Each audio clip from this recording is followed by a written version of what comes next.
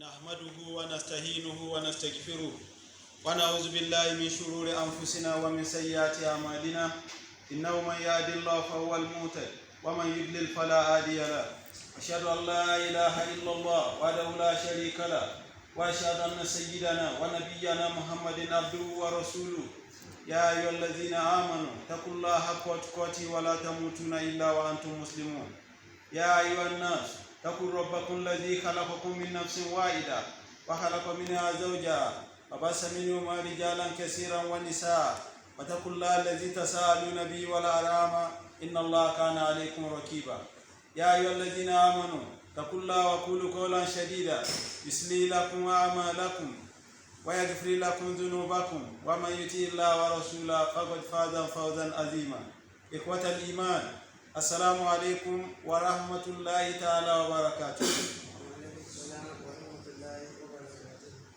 My brothers in Islam, we give thanks to Allah subhanahu wa ta'ala who has given us another beautiful opportunity today to observe another Jummah service, today being the 7th day of the month of Rajab, among the month of Ashurul Urum, the sacred months that we have in sight of Allah subhanahu wa ta'ala, which are four. One among them is the month of Rajab, the Sha'ru al-Rajab. The second one is Zulkidda. The third one is Zulhijjah. And the fourth one is Muharram. So among the noble parts of the months that we have is this particular month of Rajab that we are in. 7th day of Rajab, year 1445 after the Hijrah of Nabiyyuna Muhammed sallallahu alaihi wasallam from the noble town of Mecca to Madinatu al-Munawwara, which is equivalent to the 19th day of the month of January, year 2024. May Allah subhanahu wa ta'ala, who has given us this opportunity to gather here, accept this our anticipated salat and this our khutbah as an act of ibadah. May He continue to shower His mercy upon the noble soul of Prophet Muhammad sallallahu alaihi wasallam, his household, his companions, and we that we are on His path. May Allah continue to guide us aright and establish our feet firmly on His path and the sunnah of Prophet Muhammad sallallahu alaihi wasallam. Today, we'll be discussing concerning the support of our Muslim brothers and the humanity suffering that are being subjugated to the power of the Banu Israel or the Zionists in the land of Palestine, precisely Gaza. We'll be talking about them for the past 2.5 months before we branch to other discussions. And Allah subhanahu wa ta'ala is looking at whatever is happening in Gaza. Can we now say that Allah, where are you? For the dastard act to have gotten to the extent that 24,448 souls have been killed illegally by the subjugation of the occupants of the land that belongs to the Gazans. Allah subhanahu wa ta'ala is still existing, and He has been existing, and He will continue to be existing. And we are calling on to Him. Why has Allah subhanahu wa ta'ala not fight the occupant of the illegal or the immigrant, the illegal immigrant on the land of the landowners? Allah subhanahu wa ta'ala, who has created us right from day one, He has the knowledge of what is happening and what is still going to happen tomorrow. And how these illegal immigrants originated into the land of Palestine, we have discussed it with us extensively. Right from the time of Nabiyyuna Musa alayhi salamullah, how he left Egypt and he got to this promised land. Idulul ajal muqaddasa alladhi kataba lahu lakum, the land that Allah subhanahu wa ta'ala had promised to the Banu Israel. That Allah asked Nabiyyuna Musa alayhi salamullah to lead them, but after leaving the site of Pharaoh, after crossing the Red Sea, they later reverted. They told Nabiyyuna Musa alayhi salamullah that we are not going to follow you any longer. They celebrated apostasy. That idhabu anta wa rabbuka inna hauna qa'idun, that we are not going to follow you, we are here. that land that they refused to enter that day. Why are they claiming that the land belongs to them today? We have discussed this extensively. Min wijiyatul Qur'ani wa jiyatul sunnatu nabina Muhammad sallallahu alaihi wasallam. So, Allah, you are still in existence and you will never cease to exist. And this is happening to our Muslim brother. I've told us our discussion centered on 3 points concerning this Palestinian land. Number 1, we are trying to protect our Masjid al-Aqsa, and I've told us what is Masjid al-Aqsa. The precise mosque that is on that land is called Masjid al-Qibli. We have the Musallim Marwan is also there. Ayatul Jibril is also there. All this is a complex that is called Al-Aqsa. We are trying to protect the masjid, which is a holy mosque.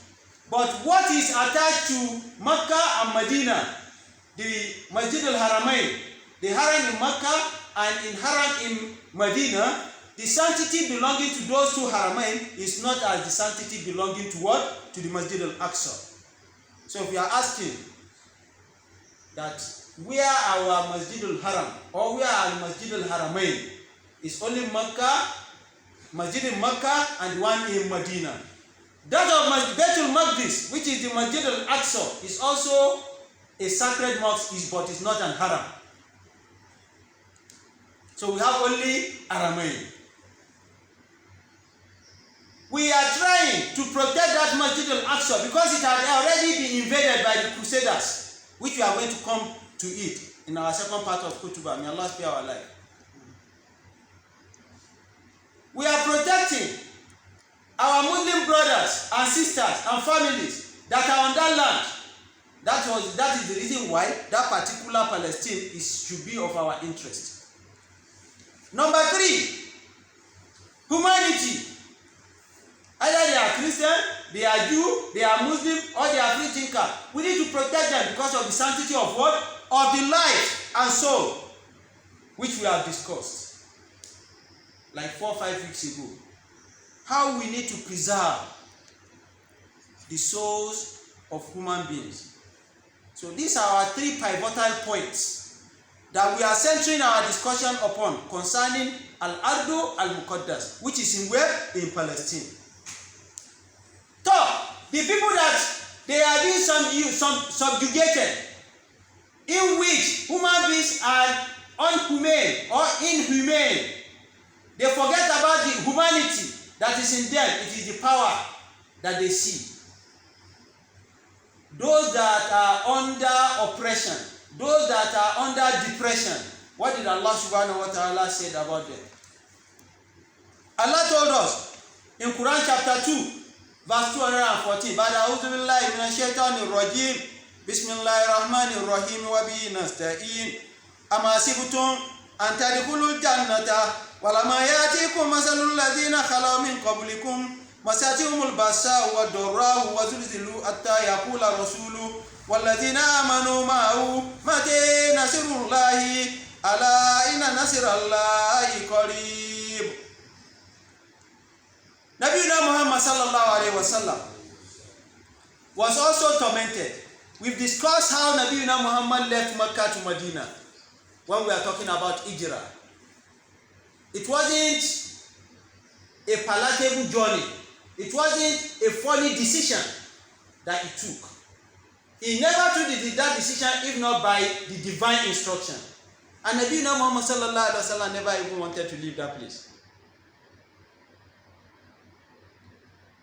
When he was at the extreme edge of Mecca, to go out of the Mecca like this, he looked at the Mecca again. He now said, Ya Mecca, oh, you this Mecca, the blessed land, laula qawmi akhrujuni lam tukhrij mink. If not that because my people expelled me, I wouldn't have left this place. Because I love you so much. Nobody wants to leave his land.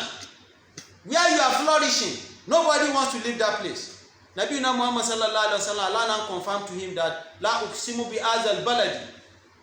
May Allah subhanahu wa ta'ala, I'm testifying that azal baladi, this time wa anta idun bi azal balad. that you, Muhammad sallallahu alaihi wasallam, you are a bona fide member of this town. It is me that asked you to go out. Now go out. And he left that particular place. He went to Madinatu al-Munawwara. Allah now told him, after 6 years that he has left, that yes, it's time for you to go back to Mecca. After Ghazwatul Hud, after Ghazwatul Badr, after Ghazwatul Andar, and other Ghazawat and Sarayat, Allah instructed Nabi Muhammad to go back. And that was when they planned to go for Umratu al-Udaybiyah. When they got to a particular place called Udaybiyah, there was an emissary from Mecca that Nabi Muhammad sallallahu alaihi wasallam should not come in after 6 years. Umar radiallahu ta'ala told them that, "Oh Muhammad, are you scared of them? Ananu ala millah amla? Are we on the right path of Allah or not?" Nabi Muhammad sallallahu alaihi wasallam said, "Umar, be patient. Whatever you see I'm doing is by divine instruction. Let us wait." Umayyah came from Mecca. He signed a treaty with Nabi Muhammad sallallahu alaihi wasallam that you can't enter this year. And one of the sons of Umayyah, Bunu Khalaf, Abu Dujana, he had already accepted Islam. His father had locked him up inside the house and held him on with shackles. At the time when Rasulullah sallallahu alaihi wasallam and Umayyah were signing a treaty on condition that one, anybody that comes from Mecca and go to Medina, Nabi Muhammad sallallahu alaihi wasallam will send him back. But any Medina family member that come from Medina to come to Mecca, they will hold on to them. You can see injustice from this Quraysh. So they were there writing that. After writing, there were 3 conditions. After writing these 3 conditions, he now wrote on it. Because Nabi Muhammad sallallahu alaihi wasallam cannot write and he cannot read. It was Ali ibn Abdul Muttalib that was helping him to write as a scribe. Nabi Muhammad sallallahu alaihi wasallam told Ali that write on it that me, Muhammad ibn Abdullah, Rasulullah sallallahu alaihi wasallam. Umayyah said no. If we had accepted you as Rasulullah sallallahu alaihi wasallam, we wouldn't have been waging war against you. Nabi Muhammad told Ali that clean that Rasulullah sallallahu alaihi wasallam. Walau kazabtumuni anna Rasulullah. Even if they deny me, I know that I'm what? I'm a messenger of Allah. So it was when they were writing this. Abu Dujana, the son of Umayyah ibn Khalaf, had the opportunity of unshackling himself. He now came. He was expecting Rasulullah sallallahu alaihi wasallam to accommodate him. But the agreement had been written that anybody from Mecca should not be taken. So Abu Dujana was pleading with Rasulullah. Rasulullah sallallahu alaihi wasallam said, "I've already written the agreement. Go and exercise patience. Allah subhanahu wa ta'ala is going to liberate you." It was on that place, it was at that particular location that Nabi Muhammad sallallahu alaihi wasallam had to slaughter his animal, which I have discussed with us when we are talking about Hajj and Umrah. What led to that Udaybiyah? I've explained all this. It was his wife, Salama, that advised him that Rasulullah, these are your people, they want to follow you. It is because of your love, they want to go. But Allah subhanahu wa ta'ala did not give you passage any longer. Come inside, let me shave your hair for you and slaughter your animal. You will see when you do that, every other person will follow the suit. That was how Nabi Muhammad sallallahu alaihi wasallam slaughtered his animal at Hudaybiyah and went back to Medina. He was unable to perform that Umrah. Not until after the 8th year. You know, the one I was telling you was 6th year. After the 8th year, when they went back for Fatul Makkah, the conquest of Makkah, they now perform Umratul Qadha. Umratul Qadha means to pay back something. So the Umrah that they were unable to fulfill at the 6th year, they now fulfill it back when? At the 8th year. So Nabi Muhammad sallallahu alaihi wasallam to have suffered this persecution, where was Allah? So if you are seeing our Muslim brothers now being persecuted, not only in Gaza, not only in West Bank, not only in Afghanistan, not only in Jordan or Syria or Urdun, it's every year, and this is how it's going to continue at time al-Qiyamah. Are we now going to say that Allah is no more in existence? Is Allah not supporting the Muslim? Bilal ibn Abi Rabah, that came from Abyssinia to come and accept Islam in Mecca. Do you know what the Umayyad did to him? They will lay him down under the scorching sun and be asking him to denounce La ilaha illallah Muhammadur Rasulullah. They will place a boulder, those big stones. That's what we call boulders or hard rocks. They place it on his chest. And he continue to be saying, Ahad, Ahad, Ahad, Ahad. Before Abu Bakr radiallahu ta'ala now sent Zayd ibn Aris to go and buy him. So they bought him. Ammar ibn Yasir, his father Yasir and his mother Sumayya, they were two first martyrs in Islam. The Shuhada, the Awalu Shuhada fil Islam, whom Abawayhi Ammar ibn Yasir. They were the first. They were Quraysh members. They were kafir yesterday. It was through their son Ammar that they became mu'min. The first two categories of people that they killed in Makkah just because of La ilaha illallah Muhammad Rasulullah from the hands of the Quraysh were Yasir and Sumayya, the parent of Ammar. Are we going to say that Nabiuna Muhammad sallallahu alaihi wasallam or Allah subhanahu wa ta'ala was not in support of the believers? No, we won't say that. Nabiuna Muhammad sallallahu alaihi wasallam, for 3 good years, there was a social boycott in Makkah that nobody should relate with him and all the believers. What led to Darul Arqam? The way we are praying here, 2, 3, 4, 5 people gathering here to pray when we started. That was how the light of Islam became radiated. Then Shu'aib Rumi, all of them, they used to go and meet Nabi Muhammad sallallahu alaihi wasallam in Darul Arqam. Darul Arqam is around Kaaba. It was the expansion of the Mataf, where they used to do tawaf round. That floor is the place they call Mataf. The expansion of Mataf is what led to the destruction of Darul Arqam and Darul Nadwa. Darul Nadwa is the house where the Quraysh, like your own House of Assembly in Abuja, where your senators are members of Rep, where they used to sit down and decide your fate in Nigeria. The Darul Nadwa is where the Quraysh used to decide, and that was where they also plotted when to kill Nabi Muhammad. That was their own House of Assembly. All these 2 buildings, they were around the Kaaba before it was demolished. The people that were residing with Nabi Muhammad sallallahu alaihi wasallam, at times they might be 5, they might be 6, they might be very scanty number. Before Allah subhanahu wa ta'ala now gave them the opportunity to come out. And among the first set of people that came out to come and declare Islam was Umar radiallahu ta'ala anhu, Umar ibn Khattab. Among them was Abdullah ibn Mas'ud radiallahu ta'ala anhu jamiha. All these people, they suffered persecution. But did they turn back against their faith? What is happening in Palestine now, in Gaza, in Dufa Garbiya, is not something that Gaza is supposed to be existing, if not because of the support of Allah subhanahu wa ta'ala that is with them. How many people are there? 2 million plus. And what they have killed now is almost 25,000. And majority of the people that have been killed, they are babies. And Allah subhanahu wa ta'ala is looking at the Benjamin Netanyahu, and he's looking at their allies. Allah can clear them off. It's just a win. وَمَا يَعْلَمُ جُنُودَ رَبِّكَ إِلَّا هُ. But Allah subhanahu wa ta'ala will keep on watching, because he had done what? He had made a promise with the believers. He now told them,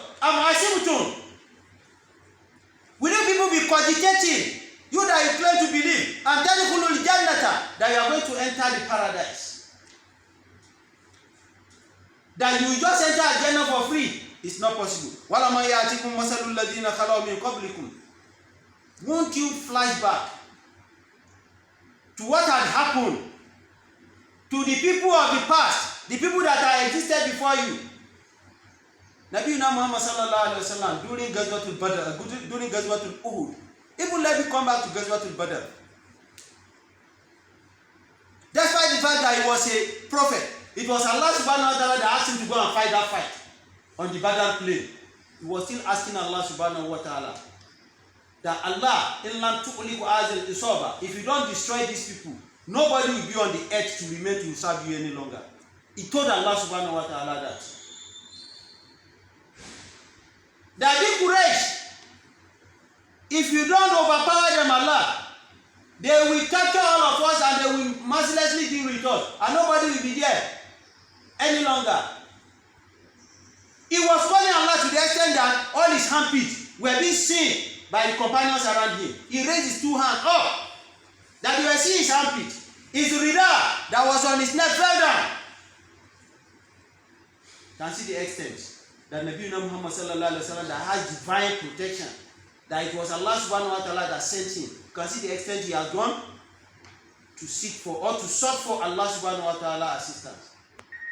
Before Allah subhanahu wa ta'ala then sent 1,000 angels to him. All this is in Surah Al-Anfal. During Ghazwatul Uhud, Nabi Muhammad sallallahu alaihi wasallam was injured 3 times. They injured him with arrow, they injured him with sword, they injured him with javelin. Khalid bin Walid and Ikrimah bin Abi Ja'al, the son of Abu Ja'al, Fir'aun Azir Ummah, they dealt mercilessly with Nabi Muhammad sallallahu alaihi wasallam to the extent that they declared that Nabi Muhammad sallallahu alaihi wasallam died during Uhud. Was Allah not in existence? Al-awwalu bila bidaya, wal-awsat bila haddu, wal-akhir bila nihaya. These are the sifat of Allah subhanahu wa ta'ala. Al-awwalu bila bidaya, Allah the first. He is the first. Bila bidaya, and he has no beginning. Wal-awsat, Allah is the middle. Bila haddu, he has no boundary limit. Anywhere you go, for aina matu walu, for sama wajihullah. Wherever you go, you meet Allah. It's not the ignoramus definition that some Muslim brothers used to interpret anywhere you are. We have a particular sect in Islam that anywhere you are, they say you see Allah, their own fikri. Our own interpretation from the Sharia is quite different from their own sectarian ideology. Walakin, Allah is the one that will last. Bila nihaya, and will never cease existing. All these attributes, me and you, we don't have. We were nowhere before. Allah ta'ala al-insanu inu min ad-dari lam yakun shay'an maskura. We existed, we never existed sometimes that they don't even know what to call us. It's Allah who knows the beginning of Allah. We that we are existing now, we are the handiwork of Allah subhanahu wa ta'ala, and we cease existing. So these 3 attributes, we don't have them. It's only Allah that has them. Because we have beginning, we have middle, and we are going to have end. Allah doesn't have all this. So can we now say that when they were dealing with Nabi Muhammad sallallahu alaihi wasallam, where was Allah? It is what Allah subhanahu wa ta'ala wanted him to experience. That was what he experienced. So our Muslim brothers in Gaza and wherever they are being tormented now, it is what Allah subhanahu wa ta'ala wanted them to experience that they are experiencing. Allah now said, وَلَمَا يَأْتِكُمْ مَثَلُ الَّذِينَ خَلَوْا مِنْ قَبْلِكُمْ. This is not strange. This is not new. It has happened to the people in the past. During Ghazwatul Khandaq, before wind now came and sent everybody away, Nabi Muhammad sallallahu alaihi wasallam supported the companion. They were digging the trench together. And it was Salman al-Farisi, the Persian, that told him that Nabi Muhammad sallallahu alaihi wasallam, don't disturb yourself. We, from where I came from, this is what we used to do to protect ourselves from the enemies. It wasn't a revelation to Nabi Muhammad, indicating that Nabi Muhammad sallallahu alaihi wasallam is not, he doesn't know everything. It is whatever Allah wants him to know that he knows. So you that you are claiming to know everything, وَمَا أُوتِيتُم مِّنَ الْعِلْمِ إِلَّا قَلِيلًا, indicating that we should be humble with whatever Allah subhanahu wa ta'ala has given us.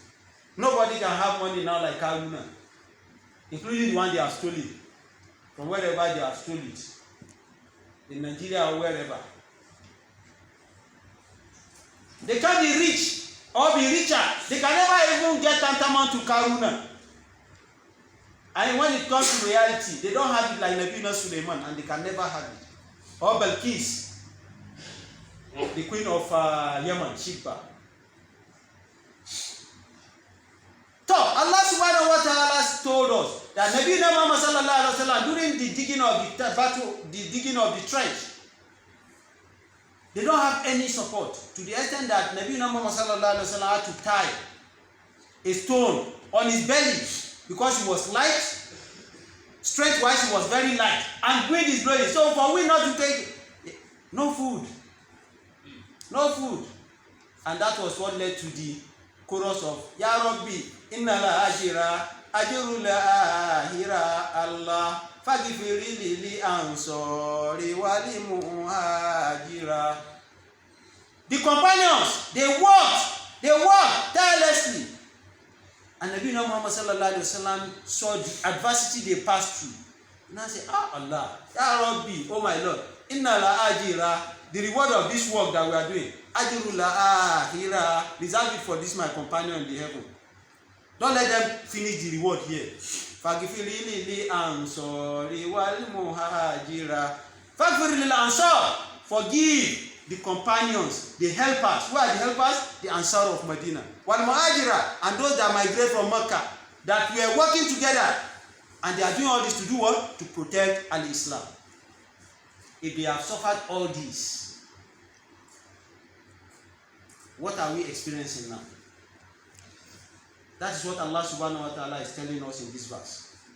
Allah said, these people of the past, mastajibul basa wa dorau, I make life difficult for them in the hands of their enemies. Nabi Musa alayhi salamullah, we all knew his story, or we all know his story. What he went through in the hands of Pharaoh. Pharaoh spent 400 years on the earth. He lived. Nabi Musa lived under his tutelage. What he experienced, nobody can stand it among us. Masakil basa wa dora. Nabi Muhammad sallallahu alaihi wasallam, him and his family, they won't have any food to eat at home, and he was a prophet. He also passed through some marital challenges that he needed to leave his matrimonial home and relocated to the masjid to go and be sleeping in the masjid. He left his house. He left his wife because of marital disputes. Are all those not challenges? How many of these have you experienced? Allah said, these people of the past that we are talking about, we, in some places, earthquake happened to them. Nabi Lut, alayhi salamullah, Allah ensured that his people that are practicing lesbianism, Allah subhanahu wa ta'ala destroyed them. How did they destroy them? They turned the town upside down. Allah sent angels to them. They carry the town, they carry it for a travel of a certain distance, and they turn it upside down. That was what they did to him. Nabi Shuaib, alayhi salamullah, he told his people, don't kill this camel. Kudaru was the person that killed the Nakatu Salih, the she camel of Nabi Salih. Allah subhanahu wa ta'ala knows how he destroyed them.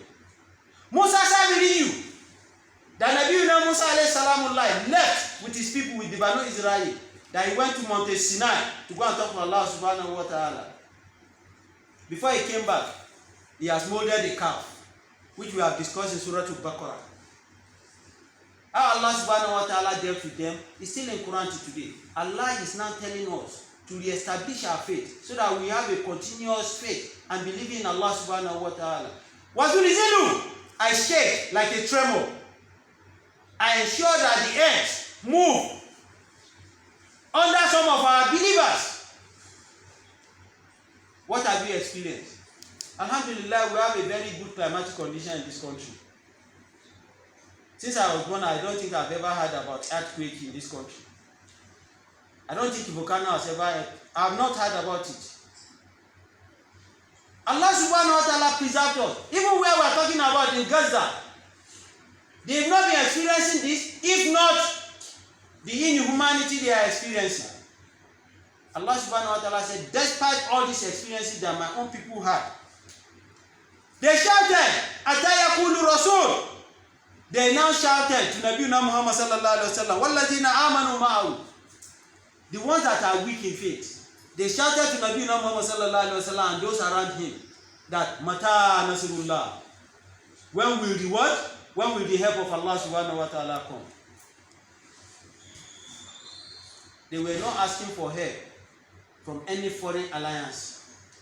As our brothers today, our sisters today in Palestine, they are not getting any support from the brothers that they expected to get support from. As you can see, it is the South Africans that went to the ICJ in Hague, International Criminal Court, to go and seek for justice for these Palestinians with what the Israelis are doing on them, with what the Zionist Muslims are doing on them. We are our Muslim brothers, which I don't want to mention any name, I don't want to mention any country. They were not asking, the people around Nabi Muhammed sallallahu alaihi wasallam were asking that mata nasrullah, when will the help of Allah subhanahu wa ta'ala come? As we too were asking Allah subhanahu wa ta'ala for these are our Muslim brothers. You see a father carrying the dead body of his only child in a family of 10.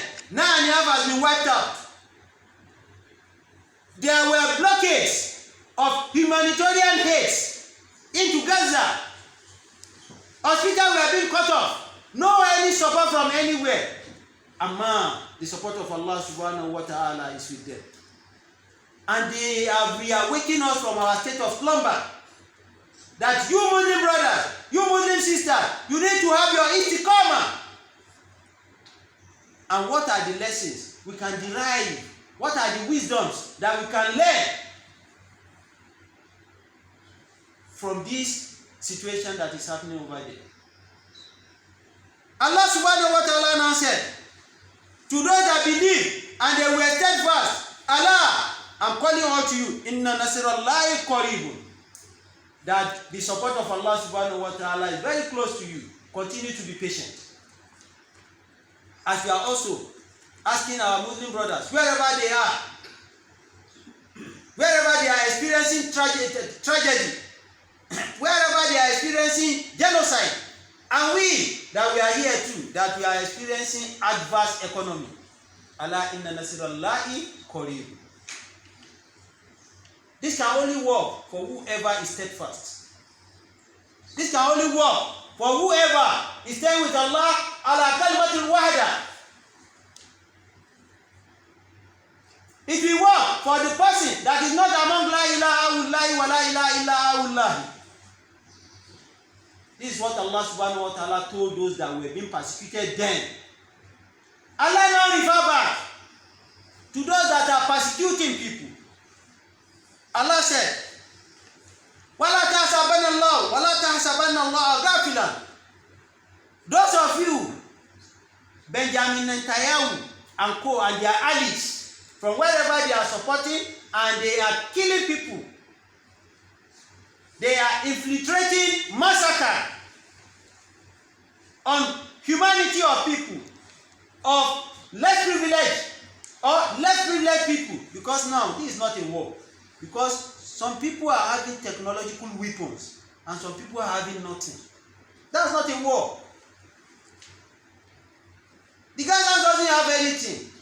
And we are talking about technological advancements, superpower, superheroes.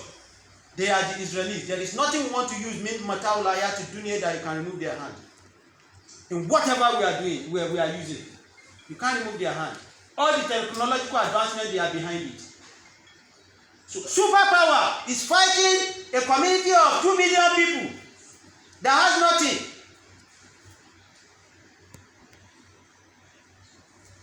That is not what Allah subhanahu wa ta'ala asks us to do. So Allah is telling us, waltahtasib. Don't think that Allah subhanahu wa ta'ala,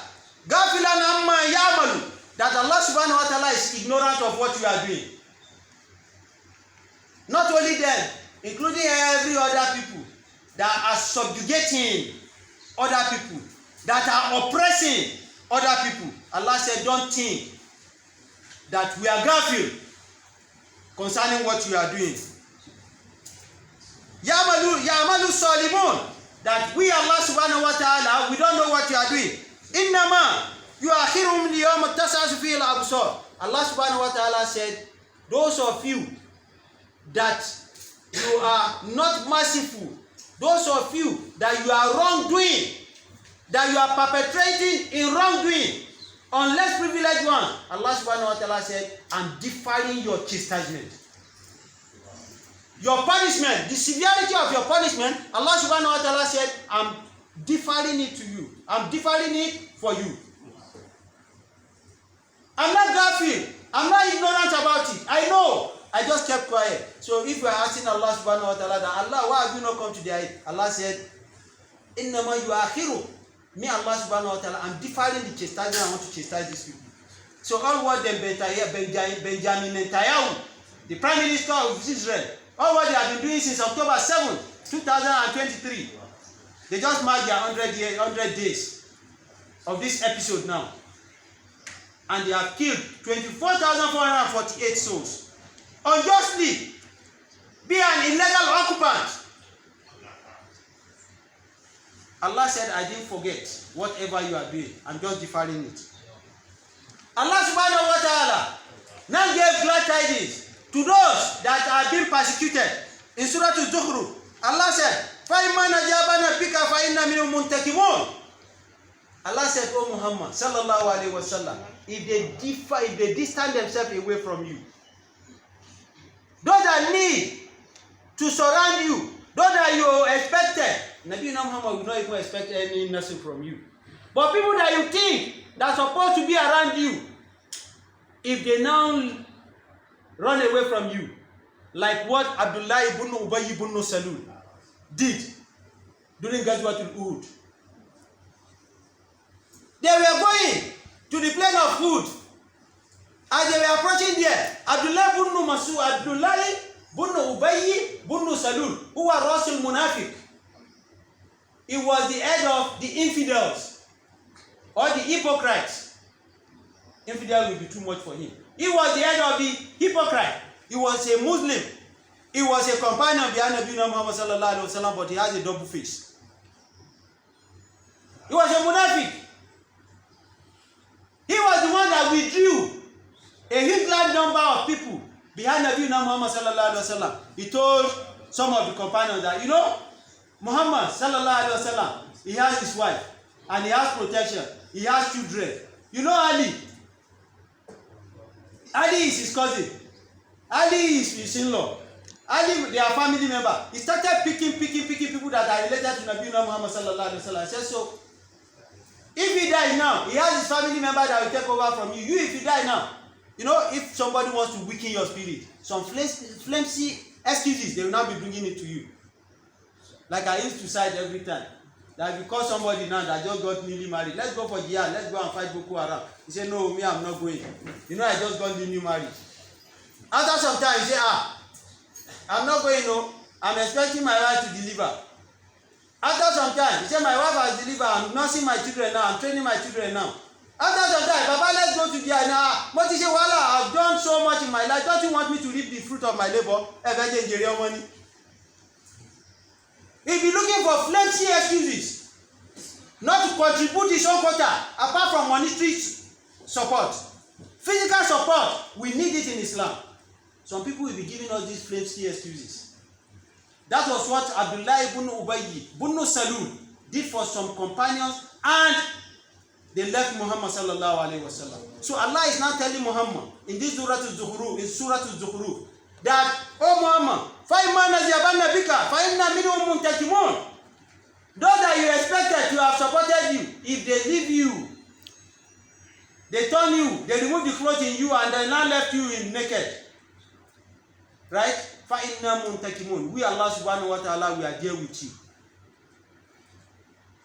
So our Muslim brothers that are steadfast, that are being massacred, Allah subhanahu wa ta'ala is with them.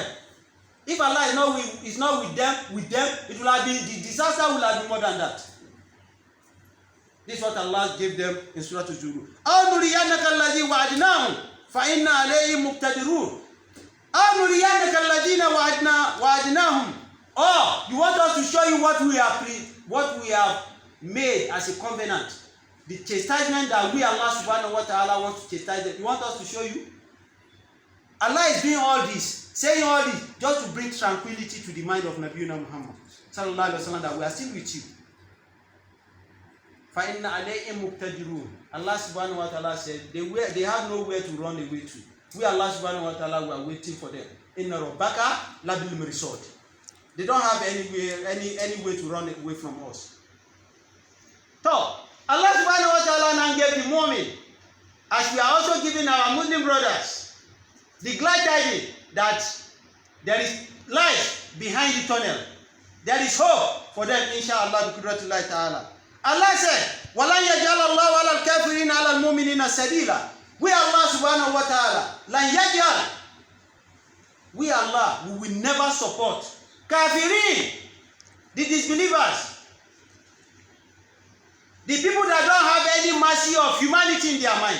Allah subhanahu wa ta'ala said, we Allah, لَنْ يَجْعَلَ اللَّهُ كَافِرِينَ عَلَى الْمُؤْمِنِينَ سَبِيلًا. We never support them upon the moment. Why are they killing our Muslim brothers? Where is Allah? Which I've explained at the inception of this khutbah. Allah is still existing, but it is what He wanted them to pass through. That they are passing through. We don't know what is going to happen in our own place too. That is why we need to support them. How are we going to support them? Not only in supplication, not only in our qiyamul layl, not only in our tahajjud. Monetary wise, we can support them. Aid wise, we can support them. Allah subhanahu wa ta'ala said, we will never, we, Allah, is the only one that can use a plural term. You are singular. But Allah will say, we, na'nu. Inna na'nu. Kai, inna na'nu nazzalna zikra, wa inna lahu la'afisun. Nobody can say na'nu. You can only say ana, aw uwa, aw iya. But Allah said, inna na'nu. Na'nu is for plural, that we. Nazzalna zikra, we are the one that we are revealing the word, we are giving the revelation. Wa inna lahu la'afisun, and that revelation is what is Al-Quran. Wa inna lahu la'afisun, and we Allah subhanahu wa ta'ala, we are the one that we are protecting it.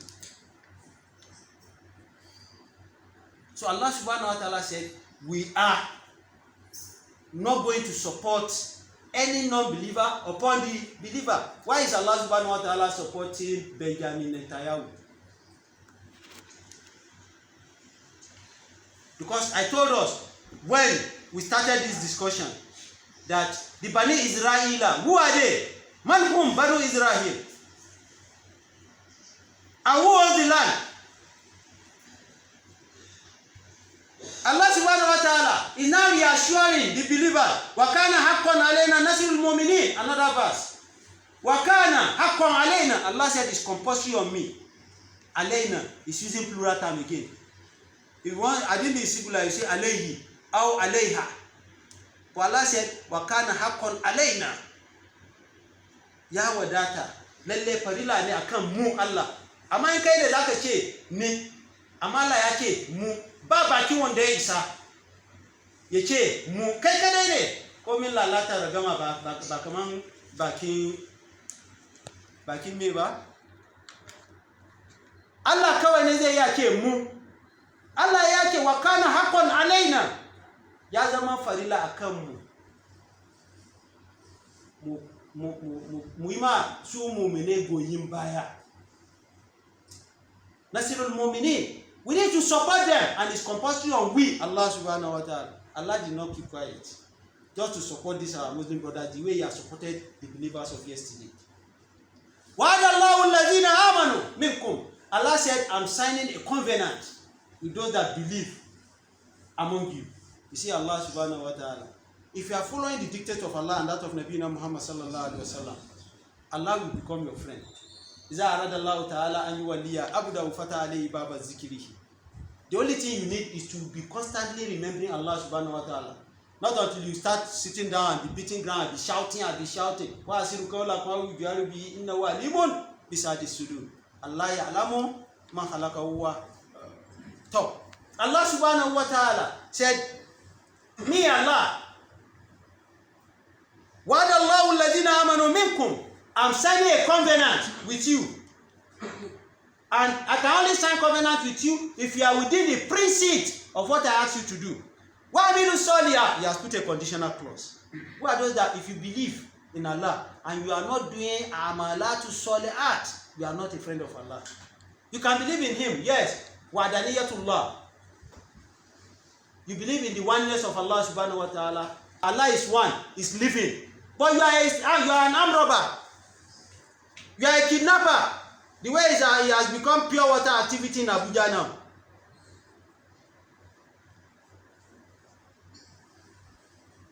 That is the luxurious work that they are doing in Abuja now.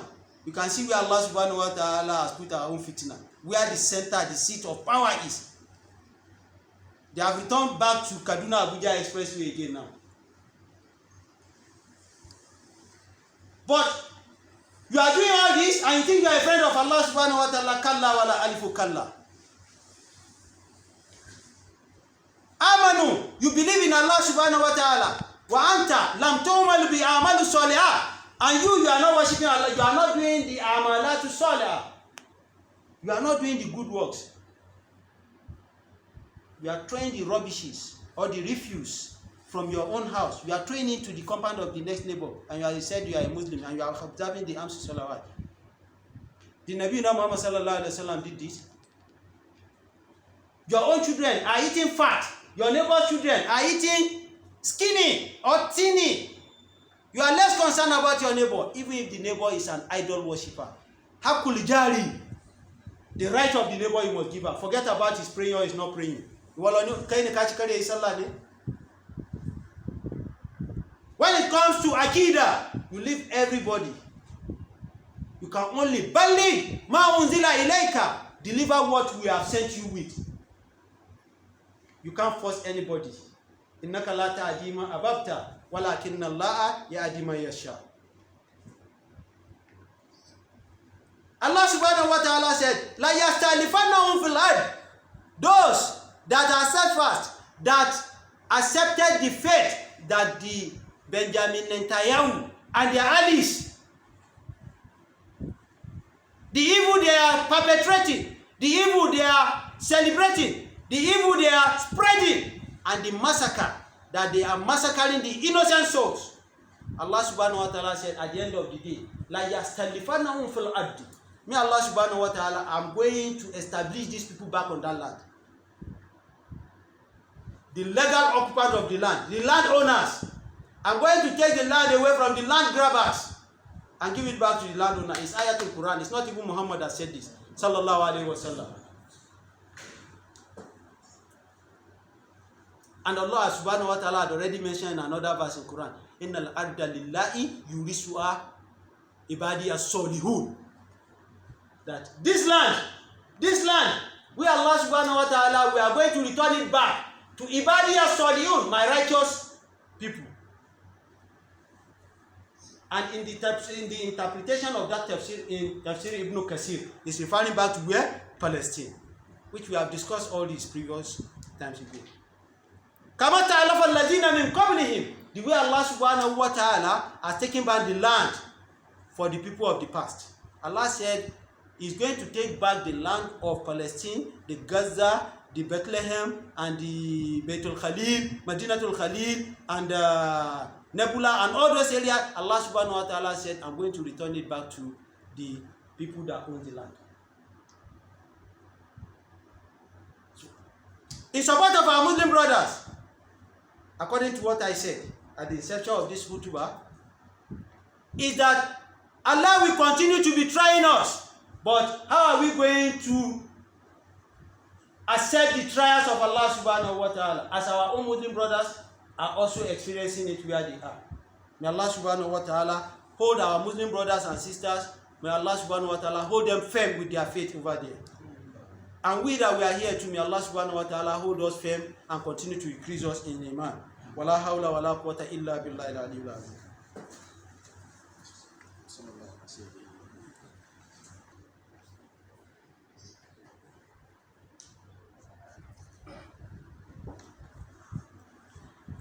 Alhamdulillah, wa salatu wa salamu ala man la nabiyya ba'da. We give thanks to Allah subhanahu wa ta'ala who has given us this opportunity to be here again and has taken us to this milestone. May Allah accept this as an act of ibadah. The second part of our khutbah will be talking about the freedom of Masjid al-Aqsa from the hands of the Crusaders. Because that Masjid al-Aqsa that we have talked about, Subhanallazi asra bi abdihi laylan min al-Masjid al-Harami ila al-Masjid al-Aqsa. I've defined what is Aqsa for us. Arabically or linguistically or grammatically, al-Aqsa means a far away place. When we are talking about al-Aqsa and its blessing, we have discussed this. This complex, as I've told us, that this masjid is a complex, is the one called Al-Aqsa. Inside that place, we have the Masjid al-Qibli, and we have the Musalla al-Marwan. Marwan was one of the governors of Medina. So Musalla, where they used to pray, is where they call Musalla, where they used to pray Eid. Inside that Al-Aqsa. And we have the Ait to Jibril, the perimeter fence of Jibril, because that was where the Muhammed sallallahu alaihi wasallam was stationed before he ascended to Israel wal Mihraj. The journey from Mecca to Baitul Maqdis is Al-Isra. From Masjid al-Maqdis, from Baitul Maqdis to the heaven is Al-Mi'raj, right? So the fence around that Masjid al-Qibli, Musalla Marwan, is called Al-Aitu Jibril. So all these together are the ones we call Masjid al-Aqsa. Are we getting it? There are some incidences that happen over the time. Invasion of the Crusaders and what led to Salahuddin al-Ayyubi. May Allah subhanahu wa ta'ala give us another type of Salahuddin al-Ayyubi. They are companions. They are Muslim brothers that fought for Islam and they fought for this Palestine. In the year 1099 of Gregorian that we are in 2024 now. Flashback to 1099. The Crusaders, when I mean Crusaders, they are the Christian missionaries that are going from one location to another, to go and be calling people to join their work, the missionary activities. So, that very particular year, they invaded Masjid al-Aqsa. Masjid al-Aqsa was invaded. This same our third masjid. The way the Ismaili sect of Iraq also invaded Kaaba in Masjid al-Haram in Mecca. And they stole away Hajar al-Aswad, the black stone. That black stone and Maqam Ibrahim, they were two jewels that were brought from Al-Jannah. The stone that Nabi Ibrahim alayhi salamullah stood upon when he was reconstructing Kaaba. You know, I told us, he wasn't the one that built Kaaba originally. He was number 4 engineer that built Kaaba. Angels were the first. Nabi Adam was the second. Shitu, the one we call Shitu, was the third. That rebuilt the Kaaba. Nabi Ibrahim was the fourth. And it wasn't an original foundation. It was the existing foundation of the angels. If not that, he wouldn't say, Waisi Yarfau Ibrahim Kawaida min al-Bayt. I didn't mean he was the one that built it originally. We say, Waisi Yabuna. Buna or Bani means to build. Rafa is just to erect. Waisi Yarfau Ibrahim Kawaida min al-Bayt. And Nabi Ibrahim alayhi salamullah, he raised on the existing foundation. Allah subhanahu wa ta'ala is the one that told us this in Quran. So, the invasion, okay, I'm talking about the Maqam Ibrahim alayhi salamullah, the stone that Nabi Ibrahim stood upon when he was laying the blocks of the Kaaba. That Kaaba is not what we are worshiping. Any Muslim, any Mu'min that is worshiping Kaaba is not a Muslim, is not a Mu'min. Kaaba is just a brick of wood, like this block that you are seeing outside. That 9 inches and 6 inches that you are using to build your houses. That is what Kaaba is all about. And it has 3 pillars inside. And he has a bab. He has a door that is called Babu Tauba. It is that bab, that door that they will open, they go to the roof whenever they are doing maintenance of Kaaba. It's a structure, a cubic structure of 40-meter high. That is just Kaaba. But we need Yahali Rabbul Bayt. We need to worship the Lord that owns the house. So nobody should worship Kaaba. Even as they used to tell us that we should rub our hand on Rukunul Yamani, you know, the 4 edges of the Kaaba. Rukunul Yamani, Rukunul Ajar al-Aswad, Rukunul Garbiya, the 4 edges. The wedges before the Ajar al-Aswad is the one facing Yemen. That's why they name it Rukunul Yamani. That whatever you ask, while rubbing your hand on that edge of the Kaaba, Allah subhanahu wa ta'ala will answer your prayer. Then when you go to the Ati, that ark area, when you raise up your head like this, you see Mi'zabur Rahman, the drain that is collecting the water after washing Kaaba. That drain, Nabi Muhammad sallallahu alaihi wasallam said, whoever raises his hand under Mi'zabur Rahman, Allah subhanahu wa ta'ala will answer all his prayer. Now, if you are raising your head to the Mi'zabur Rahman, roof gutter, for the engineers here, when you build the house finish, you want water to be collected from the roof, the central collection of water. Is it that gutter now that now say Allah wala gutter akobra aduanu? You now say Allah, because of this gutter in this Kaaba, the roof gutter that is only bringing rainwater after they wash it with detergent finish. So it's the owner of that place, the owner of the Kaaba, that you should what? That you pray, supplicate to. Because Kaaba is just the center of the world. Where it is sited is the navel, idodo, chibi na dunia ni the Kaaba take. So the Ismaili group of Iraq, they once in 1979, November 11 thereabout, they invaded Kaaba itself and they took away Ajar al-Aswad. It is the fragmented part of the Ajar al-Aswad that you see now that is placed on the Kaaba. So that Ajar al-Aswad and Maqam Ibrahim that Angel Gabriel brought. Now that is not where we are going.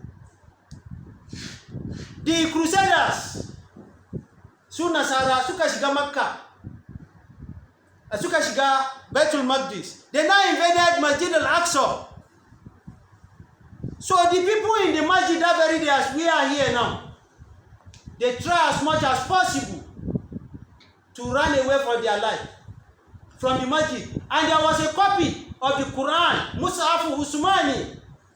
When we are talking about the Rasmul Usmani, when we are talking about Qira'at, we talk about Quran and the Riwayat and Qira'at, the ways, the number of ways we can recite Quran. We discussed it here last year. The 10 Riwayat and the Qira'at, we've discussed it. We started from what is Quran. How the original Mus'haf, the original scripture was changed to that of Usman that we are using now. All the Quran we are using now is Rasmu Usmani. The tajdeed they did after that of Abu Bakr. When Nabi Muhammad sallallahu alaihi wasallam was alive, no Quran written. It was in the memory of the Hufaz, the companions. So they now went for one battle. They started killing them. That was why after the death of Nabi Muhammad, Abu Bakr now called Umar that let's write this thing down. Umar said it's a bid'ah.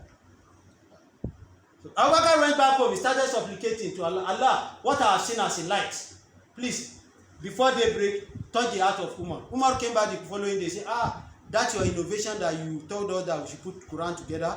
It's a good thing. Let's put it together. That was how they assigned Hassan ibn Sabit as the major compiler of Al-Quran, because he used to be there when revelation used to be revealed to Nabi Muhammad sallallahu alaihi wasallam, and they now brought them together. They compiled Quran.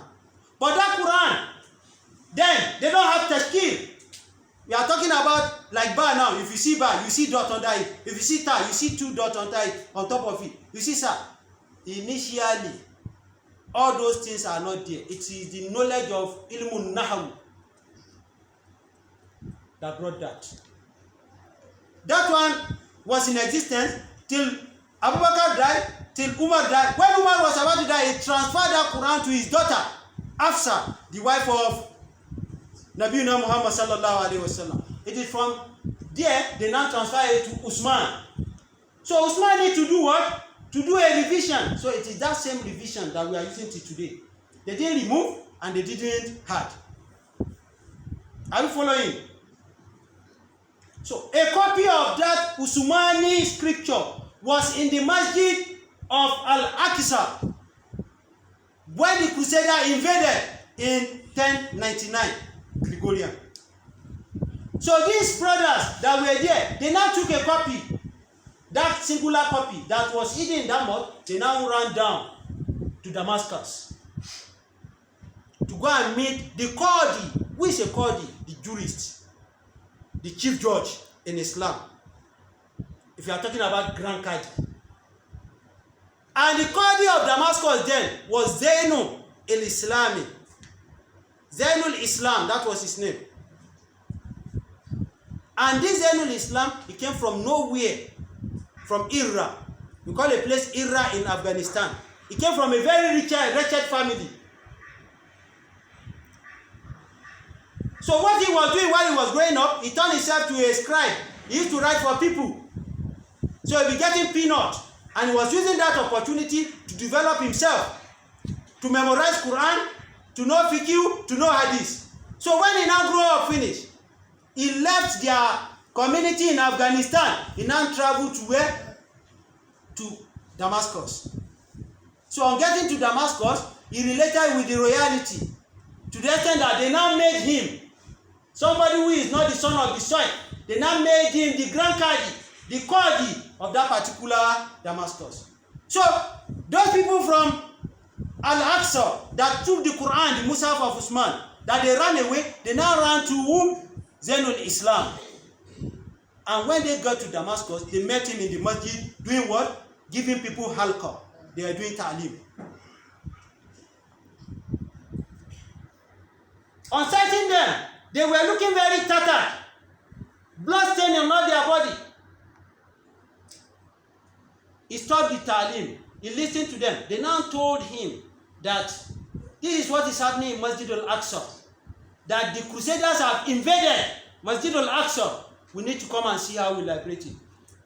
Zainul Islam shut down the activity he's doing. He shut down his library. He now traveled to Baghdad, where we have the seat, the caliphate of the Muslim Ummah in Baghdad, of the Abbasid.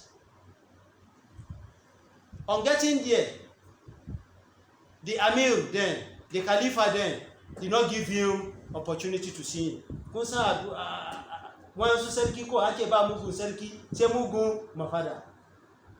At times, the Sarki might be good, but the envoys, the wazirais, might be idiots.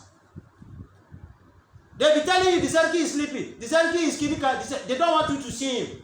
So Zainul Islam was in Baghdad for so many number of days. So on one Friday like this, he didn't have opportunity to meet the Amir. And the Amir then, they are not as powerful as they are today. What they used to do then is to have wealth and to have a lot of things. But they don't have that sovereignty and the authority that they are exerting today. The authority, the power is in the people in the community. So in the masjid, as the imam, the khatib, as I'm giving the khutbah like this, the khatib was giving khutbah. Zainul Islam, a whole Grand Qadi of Damascus, now stood up inside Ramadan. He now stood up in front of everybody. He started eating bread in the afternoon of Ramadan. I hope you are following me. A chief Grand Qadi who knows Quran, who knows Hadith, who knows fiqh, who knows a lot of things. You can't be a dollar before they will assign you to be a Grand Qadi. It's not. You must have big knowledge. He now stood up in Masjid al-Jum'ah like this, in front of everybody. And even the Amir, the Khalifa, used to have a special chamber in the masjid. Even if he's coming from his palace, you won't see him. He has like a tunnel that will follow. And when he gets to the masjid, many people will not see him. So immediately, Zainul Islam, a whole Grand Qadi, started eating inside the mosque. During Ramadan, in the afternoon, even if it is not in the afternoon, in the Ramadan, you know, the whole mosque will turn upside down. That was when he now got the attention of whom? of the Amir, because you want to pass the message of what is happening in Masjid al-Aqsa. That you, the Amirul Mu'minin, you are here, and Masjid al-Aqsa, our third mosque on the earth, that seniors between Masjid al-Aqsa and that of Mecca, we have 40 years interval of their existence. And you are here. You are enjoying your royalty. You are enjoying everything. He talked to him. The Amir had to bow down his head and was weeping. Everybody inside the masjid were weeping. This led to what Harun al-Rashid, a one-time Amirul Mu'minin in that same Baghdad. This incident happened before that of this Amirul Mu'minin. Harun al-Rashid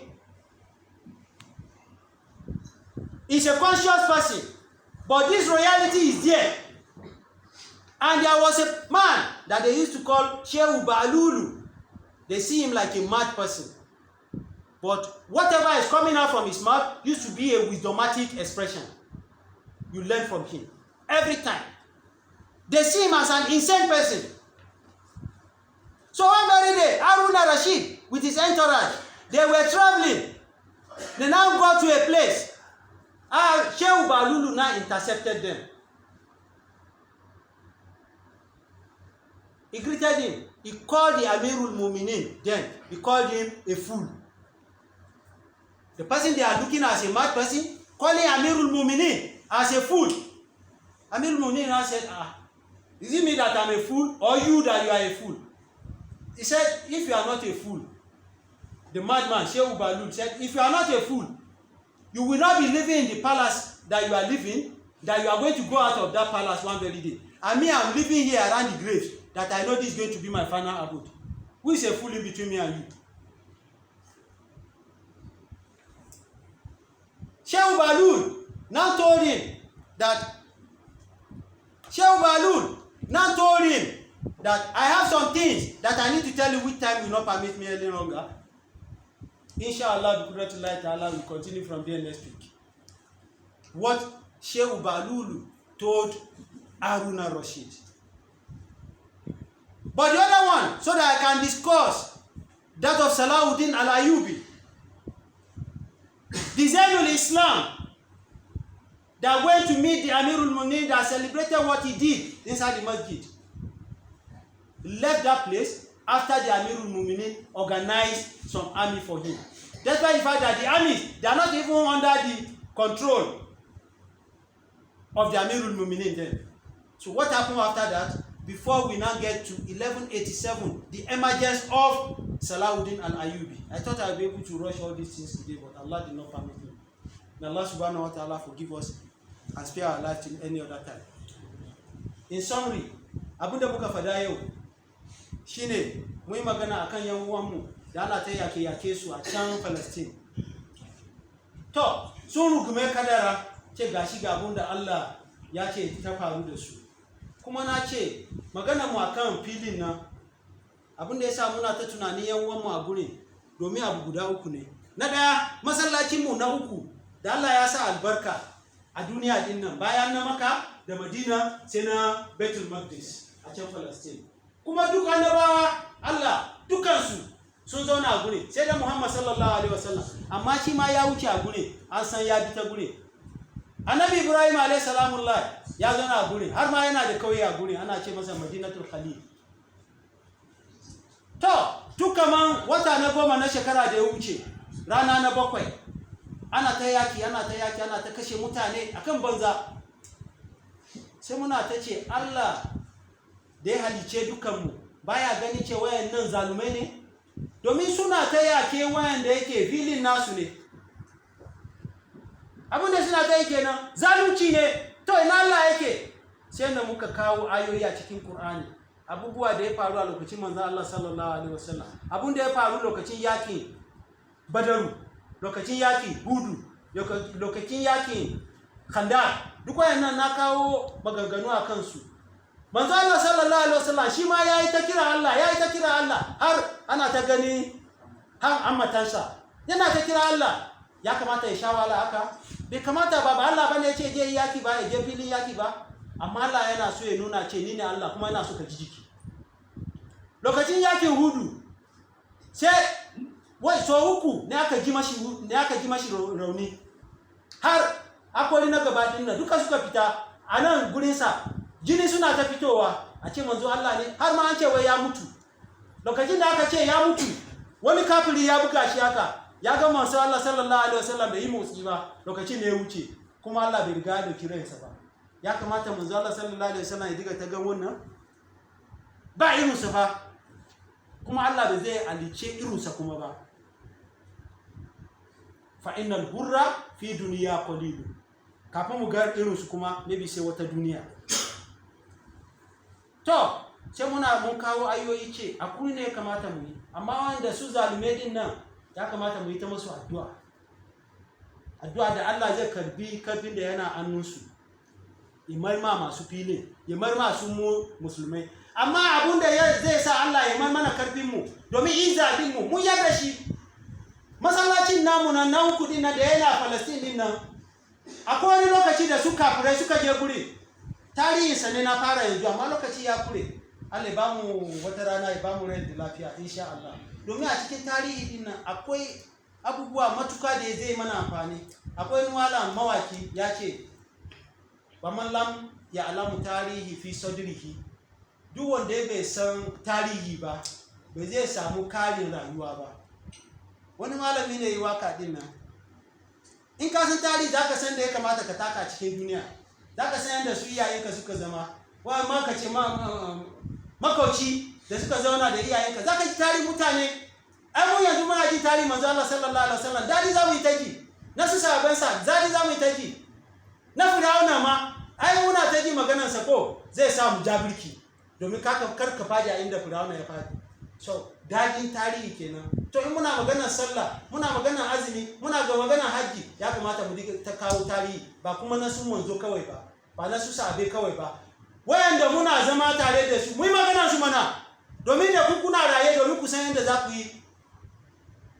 Allah ma ya ce afala taqiluna, ba ku da hankali ne, a cikin ku ne ma hankali ne ku san tarihi abubuwa da yake faru. Allahumma izal islam, inna Allah ya'murukum bil adli wal ihsan wa ita'i dhil qurba wa yanha 'anil fahsha'i wal munkari wal baghi ya'izukum la'allakum tadhakkarun.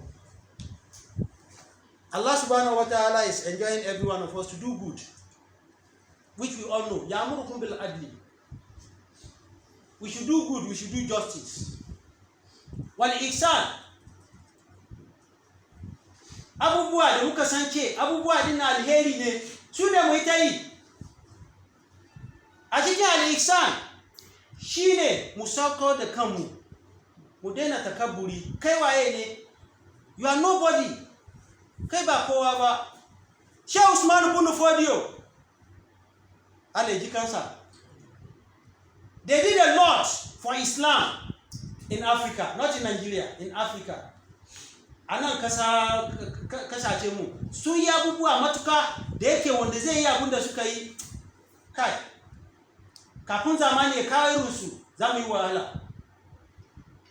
Abdullahi ibn Fodio in zai fita, wanda yake hura tuta ko akwai wani waka da yake masa every time, kasan ba wanda zai zauna kan mulki da bai zai so mulki din zai dame shi ba, sai dai wanda Allah yana masa goyin baya. There is nobody that will have power, no matter how infinitesimal the power is, that you will not be having to celebrate one kind of stupidity that yes, you are in charge. It's better you leave it for Allah to be in charge, to be your guide. So anytime Abdullah ibn Fodio wants to go out, the man that used to blow the trumpet or the flute, you know, he say, ballo, ballo, ballo, ballo, la tatakabbar, la tatajabbar, ballo, ballo, innaka mayyitun, innaka abdu, innaka mayyitun, ballo, ballo, la tatakabbar, la tatajabbar. The one that you are listening to all these idiots now, the music that they are singing for you. This is what the musicians around Abdullahi, the elder brother of Usman ibn Fodio, is written in our literature, telling him Bello, oh you Bello. Innaka abdun. You are just a mere servant of Allah. You are just a mere slave of Allah. Forget about your throne. Innaka mayyitun. You are going to die one day. If you die on that throne, they will carry your carcass away. How many of us, our housemate, can tell us, oh God, please take it easy? Mawakin gidan sarki kenan fa ita kiya ma ugansa a diga ga ma sarki ce sarki da Allah ka taka birki ka yankali abinda ake giya masa kenan mu waye zai giya mana yanzu kuma ba inda muke innaka abdun, you are just a mere servant of Allah subhanahu wa ta'ala. La tatakabbar, kakai girman kai. Don't be proud. Don't be proud. As I used to tell us, we are the people of yesterday. You too, you become an history, either good or bad. La tatajabbar. Don't be authoritative on people. Don't be arrogant. And don't be authoritative. Che abunde napada shine zai. Who are you? And what are you? Innaka mayyitun. Ai kai zaka mutu wata rana. Ai ka riga ka ma mutu. For a dogari a gidan sarki ta gira ma sarki yau. Wanda ya bari wannan yanzu za ka yanka kai shi ne. And ihsan, let us do good. To be humble is part of goodness. Why it is kurba iyalemu kar mu manta da su. Duk wanda ya manta da iyalinsa. Punishment. Azabansa ya je ya hangin din shi akan wani bishiya ne. When it is time zaka je ka cire shi kamar kai hanging, you hang your clothes. In ka manta da su domin zaka yi bukatun su. Ba kowa bane yake yana tunanin ce ka ba su kudi ba. Wansu suna so su gan mu, suna so su ganka domin a san ce ba ku san wannan cikin wannan family bane fita bane. Ku ji tsoron su a family din nan fa. That is what they want, your honor alone. That's why I keep telling you, those of you that are military officers, police officers among us, when you are going home to go and greet your mother, wear your uniform. Let them see your rank. If you have gun, yes, and your ADC, let them follow you. All those that used to disrespect your mother, the very day they see you, your mother will be king in that area. You don't need to kill anybody. You don't need to tell anybody to do front job. Just wear your uniform and don't go at night. Go in the afternoon. They will start respecting your mother. The people that have been humiliating your mother. Her son is a lieutenant colonel in the Nigerian army. Be careful.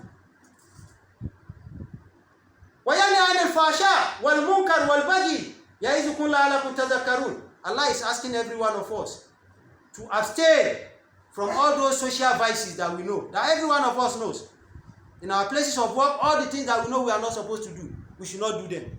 May Allah subhanahu wa ta'ala forgive every one of us. Allahumma izzal islam wal muslimin wa zilla shirka wal mushrikin wa damir adaka ada ad-din wa anzur ibadakal muwahhidin bi rahmatika ya arhamar rahimin. Allahumma anta amartana bi du'aika wa atana fi ijabatika wa qad da'awna kama amartana fajibna kama watana ya zal jalali wal ikram. Allahumma ati nufusana taqwaha wa zakkiha anta khairu man zakkaha anta waliyuha wa mawlaha. Bismillahil ladzi la yadurru ma'a ismihi shay'un fil ardi wa la fis sama'. Raditu billahi rabban wa bil islam dinan wa bi Muhammadin nabiyya sallallahu alaihi wasallam. Qumu ila salatikum yarhamukumullah.